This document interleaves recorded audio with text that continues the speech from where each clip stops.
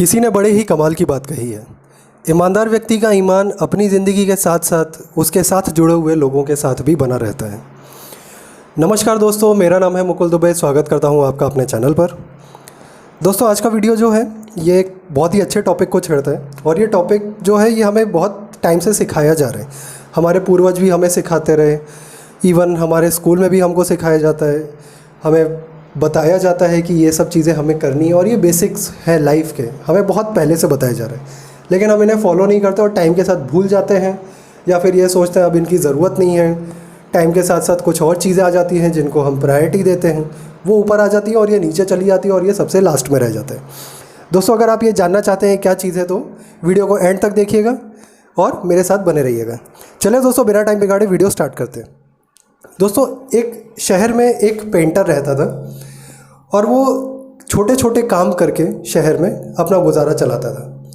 उसको ज़्यादा कुछ कमाने को नहीं मिलता था तो वो लोगों के घरों पे जा के थोड़ा बहुत पेंटिंग का काम करता था और जो थोड़ा बहुत उसको मिलता था उससे सिर्फ उसकी 2 टाइम की रोटी ही निकलती थी।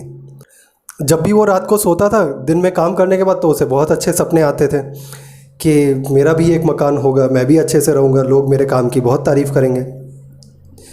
शहर के लोग उसे काम देते थे और वो अपना काम बड़े ही ईमानदारी से करता था। हर कोई उसके काम की तारीफ़ करता था। कम रुपए में भले करता था लेकिन उस लोग बोलते थे नहीं, काम बड़ा अच्छा करता है, और वो अपने खुद काम के प्रति वफादार भी था। एक बार की बात है, शहर के एक सेठ जी को अपनी नाव की पेंटिंग करवानी थी जो वो मछली पकड़ने के लिए इस्तेमाल करते थे। तो उन्होंने इस पेंटर को बुलाया कि भाई तुम मेरी नाव को पेंट कर दो तो मैं तुम्हें इतने रुपए दूंगा। तो उसने बोला कि ठीक है। सेठ जी जाते हैं, पेंटर को अपनी नाव दिखाते हैं। जाके समुद्र के किनारे दोनों जाते हैं तो सेठ जी बोलते हैं ये रही भाई नाव, तुम कल से काम चालू कर दो। पेंटर बोलता है ठीक है सेठ जी, मैं एक काम करता हूँ, मैं कल सुबह से काम चालू कर दूंगा, आपको शाम तक में बोट वापस मिल जाएगी पेंट होके। कोई बात नहीं। सेठ जी भी चले जाते हैं अपने घर और पेंटर भी चला जाता है। पेंटर अगली सुबह आता है अपना सामान लेके, बोर्ड पे पेंटिंग का काम चालू कर देता है। जैसे ही पेंटर काम चालू करता है पेंटिंग का तो वो देखता है कि बोट में एक जगह छेद है। तो वो पेंटिंग का काम छोड़ के बोट में जो छेद होता है उसे भर देता है और उसके बाद अपना पेंटिंग का काम पूरा कर देते हैं। काम ख़त्म होने के बाद शाम को वो सेठ जी को जाके बता देता है कि सेठ जी मैंने पेंटिंग का काम ख़त्म कर दिया है, आप चल के देख लीजिए। सेठ जी जाते हैं, पेंटर के साथ आते हैं और देखते हैं कि का बोट पेंट हो चुकी है। तो सेठ जी बोलते हैं कि पेंटर को कि भाई तुमने बहुत अच्छा काम किया, शाबाश, मैं तुम्हारे काम से बहुत खुश हूँ, मैं आगे भी तुम्हें इस तरीके से और काम देता रहूँगा और दूसरों को भी बोलूँगा कि तुमसे ही काम करवाए, तुम्हारा काम बहुत ही अच्छा है। सेठ जी की आंखों में एकदम चमक आ गई नई बोट को देख के। तो सेठ जी ने बोला ठीक है, कल तुम आके अपना मेहनताना ले जाना, जो भी आपका कॉस्ट है वो आप कल सुबह आके ले जाना।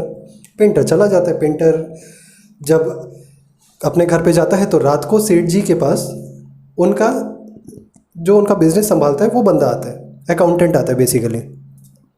तो सेठ जी क्या करते हैं, बोट ठीक होने के बाद, बोट पेंट होने के बाद सेठ जी शाम को अपने परिवार को, अपनी वाइफ को और अपने दोनों बच्चों को बोट में घूमने के लिए भेज देते हैं। तो अकाउंटेंट आता है घर पे। तो अकाउंटेंट पूछता है सेठ जी आप कैसे हैं और मालकिन कहाँ है, बच्चे कहाँ हैं। तो सेठ जी बोलते हैं कि मालकिन को और बच्चों को तो मैंने बोट में घूमने के लिए भेज दिया है। अब अकाउंटेंट एकदम चौंक जाता है और शांत हो जाता है कि उसे कुछ समझ नहीं आ रहा होता क्या बोले। सेठ जी पूछते हैं क्या हो गया, तुम शांत क्यों हो गए और तुम एकदम ऐसे नर्वस क्यों लग रहे हो, तुम्हारे पसीना क्यों छूट रहा है माथे से। अकाउंटेंट जवाब देता है सेठ जी उस बोट में छेद है। तो सेठ जी सर पकड़ लेते हैं कि हाय राम, ये मैंने क्या कर दिया, मैंने अपने परिवार को भेज दिया, मैंने देखा भी नहीं बोट कैसी है। तो जैसे ही ये बात कर रहे होते हैं तब तक उनका परिवार घूम के आ जाता है, मालकिन और दोनों बच्चे आ जाते हैं। तो सेठ जी पूछते हैं आप सब सही सलामत हैं कि नहीं, दोनों बच्चे और मालकिन। तो बोलती हैं हाँ हम सब सही सलामत है, बोट पे हम लोग अच्छे से घूम के आ गए, कोई दिक्कत नहीं हुई। कोई बात नहीं। मालकिन और बच्चे दोनों अंदर चले जाते हैं। तो अकाउंटेंट और सेठ जी को लगता है कि हाँ कुछ तो हुआ है, किसी ने तो सही किया है काम। तो अगली सुबह जब पेंटर सेठ जी के पास आता है तो सेठ जी उसे रुपए देते हैं। दोनों के बीच में तय हुआ होता है कि इतने रुपए देने हैं, लेकिन सेठ जी उससे ज़्यादा देते हैं। पेंटर रुपए लेता है, गिनता है, तो पेंटर बोलता है कि सेठ जी मैंने तो आपसे 1500 मांगे थे, आप तो मुझे 6000 दे रहे हैं इस काम के, ये तो बहुत ज़्यादा है।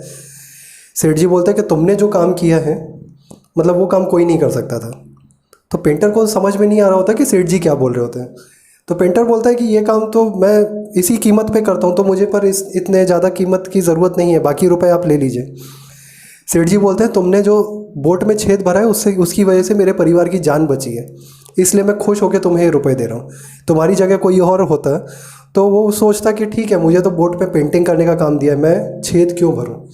लेकिन तुमने उसे अपना काम समझा, तुमने सोचा कि वो चीज़ कर सकते हो तुमने कर दिया। मेरे लिए बहुत खुशी की बात है और मेरे परिवार वालों की ज़िंदगी बच गई। तुमने 3 जिंदगियां बचाई हैं, तो मेरे लिए बहुत खुशी की बात है। तो ये सुनकर वो खुश हो जाता है और घर पे चला जाता है और मस्त में सोचता है कि चलो मैंने अच्छा काम किया और मुझे मेरी वफ़ादारी का और मेरी ईमानदारी का मुझे अच्छा सिला मिला। दोस्तों, ये थी आज की कहानी। अब इस कहानी से रिलेटेड मेरे पास 3 सवाल हैं। मेरा पहला सवाल है, क्या आप भी पेंटर की तरह ईमानदार हैं क्या अपने काम के लिए? मेरा दूसरा सवाल, क्या आपकी ईमानदारी सिर्फ आप तक ही सीमित है कि आप ईमानदारी सिर्फ अपने तक ही रखते हैं? और मेरा तीसरा सवाल, क्या आपकी ईमानदारी किसी व्यक्ति विशेष पर निर्भर करती है कि पर्सन स्पेसिफिक है कि अगर ये आदमी मेरे सामने तो ही मैं इसके साथ ऑनेस्ट रहूँगा, अगर दूसरा कोई आएगा तो ऑनेस्ट नहीं रहूँगा? क्या आपकी ऑनेस्टी इस तरीके की है, सब्जेक्टिव है? तो ये है मेरे दोस्तों 3 सवाल। दोस्तों, मैं उम्मीद करता हूँ कि आपको ये स्टोरी अच्छी लगी होगी।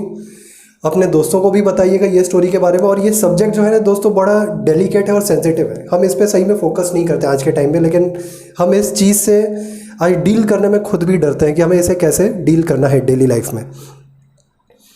दोस्तों, अगर आप कुछ अच्छा सुन रहे हैं तो याद रखिएगा कि इस वीडियो में जो भी बातें बताई गई हैं उसको आप 4 स्टेजेस में बांट सकते हैं और उन पर अमल भी कर सकते हैं अगर आपको इम्प्लीमेंट करना है तो। पहला स्टेज, अभी जो मैंने आपको स्टोरी बताई है, सोचिए उसके बारे में, समझिए, अपनाइए और फिर लागू करिए। ये है 4 स्टेज।